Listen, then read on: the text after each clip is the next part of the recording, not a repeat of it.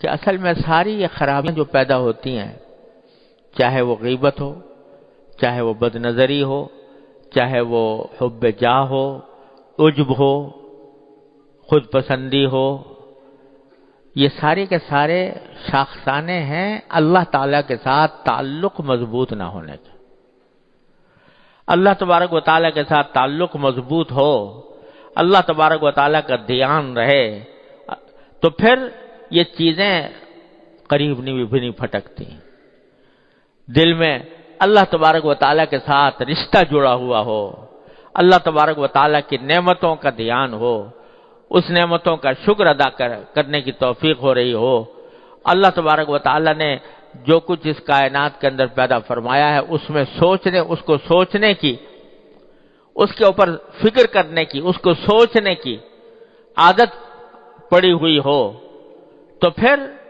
یہ باتیں جو ہے یہ ہوا کی طرح اڑ جاتی ہیں، یہ انسان کے اوپر اثر انداز نہیں ہوتی۔ جبکہ خیالات کی، انسان کے جو خیالات کی رو ہے، پچھلی مرتبہ میں عرض کر رہا تھا کہ خیالات کی رو کو رخ بدلو۔ ہر وقت دل و دماغ کے اوپر جو خیالات مسلط ہیں وہ سب لذت حاصل کرنے کے ہیں، راحت حاصل کرنے کے ہیں، دنیا کے منافع حاصل کرنے کے ہیں۔ ان سے اپنے خیال کو اس طرف سے ہٹا کر اللہ تبارک و تعالیٰ کی طرف، اللہ تعالیٰ کی حاکمیت کی طرف، اس کی خالقیت کی طرف، اس کے انعامات کی طرف، اس کی نعمتوں کی طرف، اس کی طرف دھیان کو پلٹاؤ، اور ایسا ہو جائے کہ اللہ تبارک و تعالیٰ کا دھیان رہے۔ دل میں جو خیالات آئیں، وسوسے بھی آئیں، تو اللہ تبارک و تعالیٰ کی عظمت کے، اس کی محبت کے، اس کے انعامات کے وسوسے آئیں۔ اللہم اجعل وساوس قلبی خشیتک و ذکرک واجعل ہمتی و ہوایا فیما تحب و ترضی، نبی کریم صلی اللہ علیہ وسلم نے دعا سکھائی۔ تو جب یہ خیالات کی رو اس طرف پلٹتی ہے، خیال تو آئے گا، کوئی نہ کوئی آئے گا۔ خانہ خالی رہ دیو می گیرت، اگر خالی ہو گئے، اللہ تعالیٰ کے ذکر سے خالی ہو گئے، اللہ تعالیٰ کے یاد سے خالی ہو گئے، تو پھر شیطانی خیالات آئیں گے، شیطانی وساوس آئیں گے۔ اسی لیے نبی کریم سرور عالم صلی اللہ علیہ وسلم نے تلقین فرمائی کہ ان یکون لسانک رطبا بذکر اللہ، تمہاری زبان اللہ کے ذکر سے تر رہے، چلتے پھرتے اٹھتے بیٹھتے زبان پر ذکر ہو اللہ تبارک و تعالیٰ کا۔ ارے بھائی، نہ اس میں کوئی محنت ہوتی ہے، نہ اس میں کوئی مشقت لائق ہوتی ہے، نہ کوئی پیسہ خرچ ہوتا ہے۔ جا رہے ہو نا، چل رہے ہو، تو جاتے ہوئے چلتے ہوئے کوئی ذکر زبان پر لے آؤ، کوئی حافظ ہے تو تلاوت کرتا رہے، کوئی درود شریف پڑھ لو، کوئی سبحان اللہ پڑھ لو، الحمدللہ پڑھ لو، لا الہ الا اللہ پڑھ لو، اللہ اکبر پڑھ لو۔ چلتے پھرتے عادت ڈالو کہ زبان اللہ تبارک و تعالیٰ کے ذکر سے تر رہے۔ شروع میں صرف زبان تر ہوگی، لیکن جوں وقت گزرے گا اور عادت پڑے گی تو وہ زبان تر ہونے کے ساتھ ساتھ انشاءاللہ دل بھی اللہ کی یاد سے تر ہوگا۔ بعض لوگ سمجھتے ہیں کہ زبانی ذکر کرنے سے کیا حاصل، زبانی ذکر کرنے سے کیا، جبکہ دل میں اللہ تعالیٰ کا خیال نہ ہو، تو یہ خیال بھی شیطان کا دھوکہ ہے۔ یہ پہلی سیڑھی ہے، اگر یہ سیڑھی نہیں چڑھو گے تو آگے کی منزل پر تک بھی نہیں پہنچ سکتے۔ تو شروع میں زبان ہی کو تر رکھو اللہ تبارک و تعالیٰ کے ذکر سے، چلتے پھرتے اٹھتے بیٹھتے زبان پر اللہ تعالیٰ کا ذکر ہو، تو رفتہ رفتہ یہ بھی ہونے لگے گا کہ بھئی سبحان اللہ تو پڑھ رہا ہوں، الحمدللہ تو پڑھ رہا ہوں، لیکن الحمدللہ کیوں کہہ رہا ہوں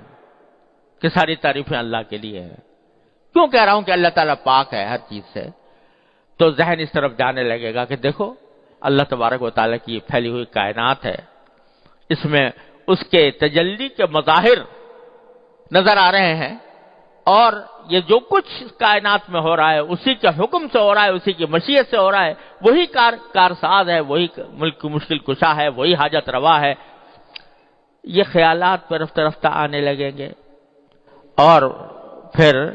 یہ ہو جائے گا کہ آدمی کو چلتے پھرتے بھی اور اٹھتے بیٹھتے بھی اللہ تبارک و تعالیٰ کی یاد اس کے دل میں ہوگی، اس کی نعمتوں کے اوپر شکر ادا کرنے کا جذبہ ہوگا۔ تو ایک وقت ایسا آ جاتا ہے کہ پھر دوسرے خیالات کم پڑ جاتے ہیں، کم ہوتے ہوتے ختم ہو جاتے ہیں۔ ہمارے حضرت فرماتے تھے، حضرت عارفی قدس اللہ تعالیٰ سر، حضرت حکیم الامت رحمۃ اللہ علیہ کا یہ قول نقل فرماتے تھے کہ اب تو کچھ ایسا ہو گیا ہے کہ جیسے یوں کہہ رہے ہیں کہ اب یہ کر لو، اب یہ کر لو، اب یہ کر لو، یعنی اللہ تبارک و تعالیٰ کی طرف دھیان کی ایک صورتحال پیدا ہو گئی ہے کہ قدم قدم پر ایسا لگتا ہے کہ اللہ تبارک و تعالیٰ یوں فرما رہے ہیں کہ ایسا کر لو۔ تو ہر وقت اللہ تعالیٰ کے ساتھ ذات سے تعلق مضبوط ہو جاتا ہے۔ حضرت فرماتے ہیں کہ حضرت بیماری کے عالم میں جو مرض وفات تھا اس میں آنکھیں بند کیے ہوئے لیٹے رہتے تھے، تو اس حالت میں کبھی کوئی آدمی آ کے کوئی دوا کے لیے کوئی بات کہہ دی یا کوئی ایسی، تو کبھی آپ مختصر جواب دیتے۔ جب زیادہ دیکھا کہ لوگ اس طرح کر رہے ہیں تو ایک مرتبہ فرمایا، کیوں ایک مشغول آدمی کو تنگ کرتے ہو، کیوں ایک مشغول آدمی کو تنگ کرتے ہو؟ حالانکہ بظاہر دیکھنے میں تو مشغول کچھ بھی نہیں، بستر پہ پڑے ہیں، آنکھیں بند ہیں، ہاتھ پاؤں چل نہیں رہے، لیکن فرمایا کیوں ایک مشغول آدمی کو تنگ کرتے ہو؟ تو مشغول کاہے سے ہیں؟ مشغول ہے اللہ تبارک و تعالیٰ کے ذکر سے، اس کی فکر سے، اس کی یاد سے۔ تو اللہ تبارک و تعالیٰ اپنے رحمت سے اپنے ذات کے ساتھ یہ تعلق عطا فرما دے تو پھر یہ سارے جو جھنجٹ ہیں غیبتوں کے اور برائیوں کے اور حب جاہ کے اور حب مال کے اور حب دنیا کے اور بد نظری کے، اور یہ سب جو ہیں وہ ختم ہو جاتے ہیں۔ جیسے کل حضرت مجدود صاحب فرماتے ہیں کہ جب مہر نمایاں ہوا سب چھپ گئے تارے، جب مہر نمایاں ہوا سب چھپ گئے تارے، تو مجھ کو بھری بزم میں تنہا نظر آیا۔ تو پھر یہ ساری کائنات میں ایک ہی جلوہ نظر آتا ہے، وہ ایک ہی چیز، ایک ہی جلوہ نظر آتا ہے، انسان کے سامنے پھر کوئی اور چیز نہیں رہتی، اللہ تبارک و تعالیٰ ہی کا جلوہ، اللہ تعالیٰ ہی کا ذکر، اسی کی یاد، اسی کی فکر، اسی کی نعمتوں کا شکر۔ اور اگر کوئی تکلیف بھی پہنچی ہے،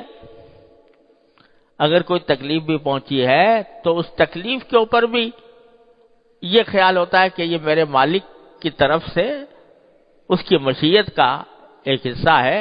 اور اس مشیت کے اندر ہی مصلحت ہے، مجھے اس پر اجر مل رہا ہے۔ کانٹا بھی چبھ جاتا ہے تو وہ مجھے اجر عطا فرماتے ہیں، کوئی مجھے تشویش لائق ہوتی ہے تو اس پر بھی وہ اجر عطا فرماتے ہیں۔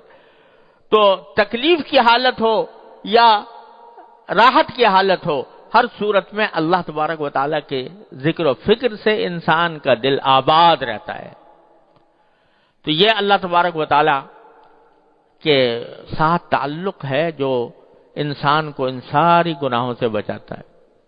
کہاں کا عجب، کہاں کا تکبر، جب اللہ تبارک و تعالیٰ کی ذات کی طرف دھیان لگ گیا، اس کے ساتھ تعلق مضبوط ہو گیا،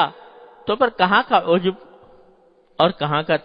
اپنی کوئی حقیقت نظر نہیں آتی۔ اللہ تبارک و تعالیٰ کے عظمتوں کا استحضار کرنے کے نتیجے میں کبھی آدمی کے پر خیال بھی نہیں گزر سکتا کہ میں کوئی ایسی چیز ہوں کہ جو قابل ذکر ہو، سب کچھ ان کی عطا ہے۔ میرے حضرت والد ماجد رحمۃ اللہ علیہ تعالیٰ ان کے درجات بلند فرمائے۔ اللہ اکبر کبیرہ۔ مرض وفات سے کچھ دن پہلے ایک دن کبھی کبھی حضرت شعر بھی فرماتے تھے، تو ایک شعر فرمایا تھا اور وہ اس کی حالت کی تصویر کیا ہے، اللہ تبارک و تعالیٰ وہ ہم سب کے لیے اپنا حال بنا دے اپنی رحمت سے۔ فرمایا کہ تیرا جمال ہے، تیرا خیال ہے، تو ہے، تیرا جمال ہے، تیرا خیال ہے، تو ہے، مجھے یہ فرصت کاوش کہاں کہ کیا ہوں میں تو ہر وقت تیرے جمال، تیرے کمال میں، تیری ذات میں محور مگن ہوں، تو مجھے یہ کام فرصت رکھی ہے کہ میں اپنے بارے میں سوچوں کہ میری کیا حقیقت ہے اور میں کتنا بڑا ہوں اور کتنا چھوٹا ہوں. تیرا جمال ہے، تیرا خیال ہے، تو ہے، مجھے یہ فرصت کاوش کہاں کہ کیا ہوں میں. یہ اللہ تبارک و تعالی سے تعلق جب اپنی رحمت سے اللہ تعالیٰ اس کو مضبوط فرما دیتے ہیں تو یہ کیفیت ہو جاتی ہے. تیرا جمال ہے، تیرا خیال ہے، تو ہے، ہر وقت، ہر آن، ہر وقت، ہر آن، ہر کام میں. بظاہر آدمی دنیا کے کام میں لگا ہوا ہوتا ہے لیکن اس کا دل مشغول ہے اللہ تبارک و تعالیٰ کے ساتھ، اور بظاہر وہ دیکھنے میں وہ کام کر رہا ہے جس کا دین سے کوئی تعلق نہیں، لیکن حقیقت میں اندر اس کا باطن، اس کا خیال، اس کا دھیان وہ اللہ تعالیٰ کی طرف ہے. دست بیار و دل بیار و دست بکار، کہ ہاتھ تو کام میں لگے ہوئے ہیں لیکن دل اللہ تبارک و تعالیٰ کی طرف متوجہ ہے. میں نے اپنے والد ماجد قدس اللہ تعالیٰ سرہ سے سنا، حضرت فرماتے تھے کہ ایک مرتبہ حضرت حکیم الامت قدس اللہ تعالیٰ سرہ کے خلفاء میں سے حضرت مفتی محمد حسن صاحب رحمۃ اللہ علیہ، ان کے مدرسے میں، امرتسر میں ان کا مدرسہ تھا، تو وہاں ایک مرتبہ حضرت کے کچھ خلفاء کا اجتماع ہوا جس میں خود حضرت مفتی محمد حسن صاحب رحمۃ اللہ علیہ بھی تھے، میرے والد ماجد رحمۃ اللہ علیہ بھی تھے، اور حضرت مجذوب صاحب جو حضرت کے بڑے عاشق زار قسم کے خلیفہ تھے، اور تخلص بھی مجذوب تھا اور کچھ ادائیں بھی مجذوبانہ تھیں. تو ان کا اجتماع تھا. حضرت مفتی محمد حسن صاحب رحمۃ اللہ علیہ نے کچھ کھانے کی دعوت کی ہوئی تھی، تو کھانا ہوا. کھانے کے بعد وہ آم کا موسم تھا، آم لائے گئے، سب نے آم چوسے، اور اس دوران حضرت مجذوب صاحب چونکہ شاعر آدمی تھے تو شعر بہت سناتے رہے، غزلیں بھی سناتے رہے، کچھ ہنسی مذاق بھی ہوتا رہا. آخر کار جب کافی دیر مجلس گزر گئی تو حضرت مجذوب صاحب نے فرمایا کہ بھئی بتاؤ کس کس کو غفلت ہوئی، یعنی اس کھانے پینے میں، اس دعوت میں، اس مجلس میں، ہنسی مذاق میں کس کس کو غفلت ہوئی. غفلت کے معنی یہ کہ آدمی اللہ تعالیٰ کے ذکر سے غافل ہوا. تو بہت نے کہا کہ جی ہم سبھی اس وقت تو کھانے پینے میں لگے ہوئے ہیں اور اس چیز میں لگے ہوئے تھے. فرمایا الحمدللہ مجھے غفلت نہیں ہوئی. یعنی اس ہنسی مذاق کے ماحول میں بھی، اس کھانے پینے کے ماحول میں بھی، اس دوستانہ مجلس کے ماحول میں بھی الحمدللہ مجھے غفلت نہیں ہوئی. کیا مانا کہ یہ سب کچھ ہو رہا تھا ظاہری اعتبار سے، لیکن دل اللہ تبارک و تعالیٰ کی طرف متوجہ تھا. اس ہنسی مذاق کی مجلس میں جو لطف آ رہا تھا وہ بھی اللہ تعالیٰ کی عطا تھی، اور اس کی عطا ہونے کے ناطے اس سے اس کا شکر ادا ہو رہا تھا کہ اللہ آپ نے یہ اچھی مجلس عطا فرمائی ہے، اچھا کھانا عطا فرمایا ہے، اچھی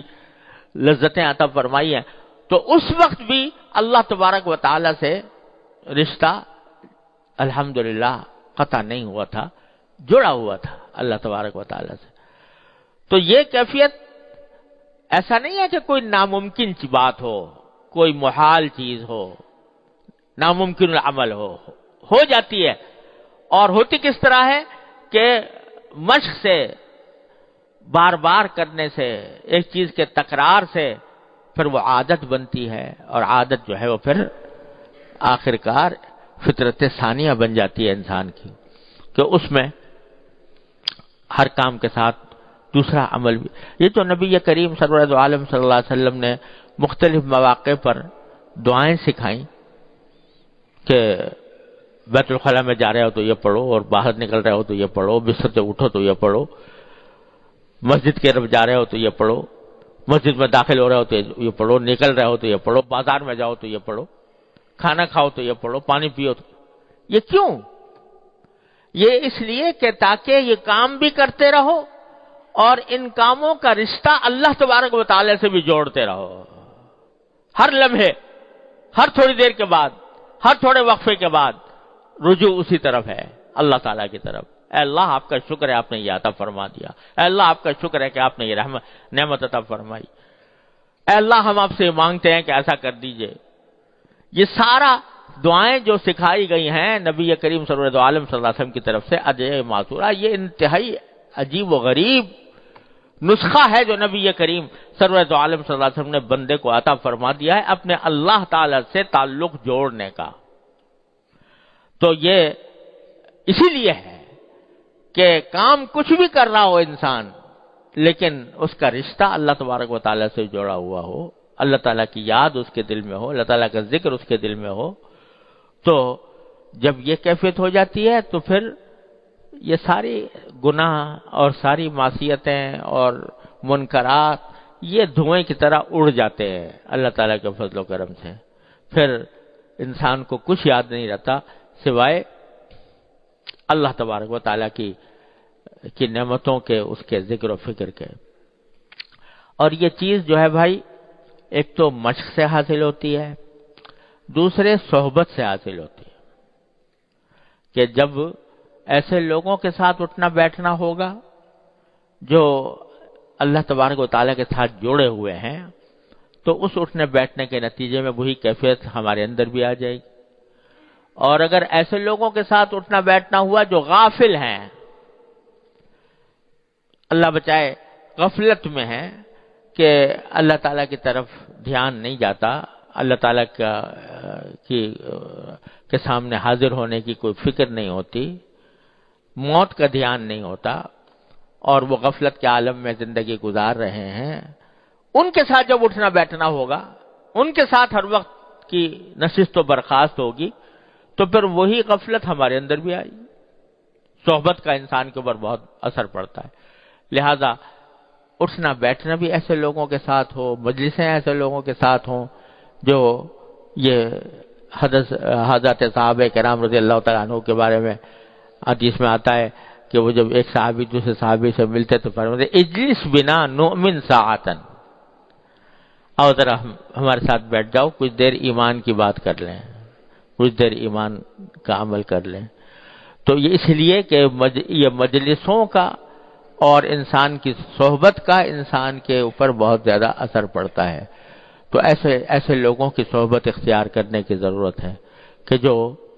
جن کو اللہ تبارک و تعالی نے جن کا رشتہ اپنے سے جوڑا ہوا ہے، اور جتنی صحبت زیادہ ہوگی اتنا ہی وہ رنگ اپنے اندر بھی پیدا ہوگا۔ تو اور دوسرے مشق کرنے سے کہ اکثر و بیشتر جو اپنے ارد گرد چیزیں نظر آ رہی ہیں اس میں جو نعمتیں اللہ تبارک و تعالیٰ کی سامنے آ رہی ہیں، ان کے واسطے سے اللہ تبارک و تعالیٰ کا شکر ادا کیا جائے، اس کا دھیان کیا جائے کہ دیکھو میرے مولا نے میرے لیے کیا کچھ مہیا کر رکھا ہے۔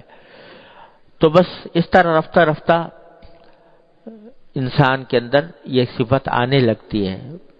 اور یہ بھی عرض کر دوں، ہمارے حضرت والا فرمایا کرتے تھے کہ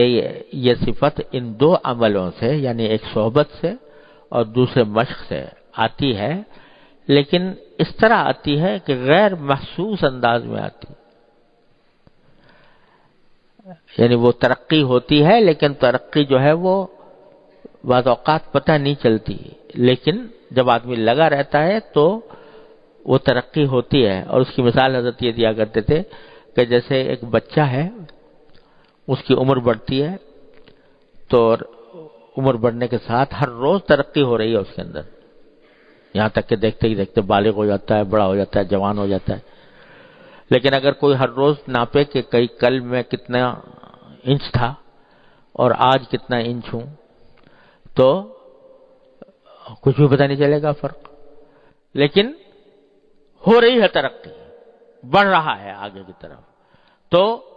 وہ محسوس جب لگا ہوا ہو محنت میں، کوشش میں، الذین جاہدوا فینا میں داخل ہو اور کوشش میں لگا ہوا ہو تو پھر ترقی ہوتی ہے، اگرچہ اس کو محسوس نہ ہو، اور اگر محسوس نہ ہونا ہی اس کے حق میں رحمت ہے، کیونکہ اگر محسوس ہونے لگے بہت زیادہ تو اللہ بچائے کبھی خود پسندی میں مبتلا ہو جائے، لہذا وہ محسوس نہیں ہوتا، لیکن ہوتا ہے، ترقی ہوتی ہے، جیسے کہ ایک بچہ ترقی کر کر کے جوان ہو جاتا ہے، اسی طرح یہ بھی ہوتا ہے، بشرطے کہ راستہ سیدھا ہو، راستہ سیدھا ہو اور اس راستے کے اوپر انسان اپنی کوشش نہ چھوڑے تو اللہ تبارک و تعالیٰ فضل و کرم فرماتے ہیں، ترقی ہوتی ہے۔ اور اس وجہ سے جب آدمی سیدھے راستے پر چل رہا ہو، قدم بڑھا رہا ہو، یا کم از کم قدم بڑھانے کا پورا ارادہ کیے ہوئے ہو، تو مایوسی کا کوئی وجہ نہیں ہے، مایوسی کی کوئی وجہ نہیں ہے۔ برصراط مستقیم ہے اے دل کسے گمراہ نے، جب صراط مستقیم پر آ گئے، چلنا فی الجملہ شروع کر دیا، تو اب اس صراط مستقیم پر کوئی شخص گمراہ نہیں ہوتا، مایوسی کچھ نہیں، رفتہ رفتہ اللہ تبارک و تعالی انشاءاللہ منزل تک پہنچا دیں گے۔ اللہ تعالیٰ کی رحمت سے یہ امید رکھنی چاہیے۔ اللہ تعالیٰ ہم سب کو اس کی توفیق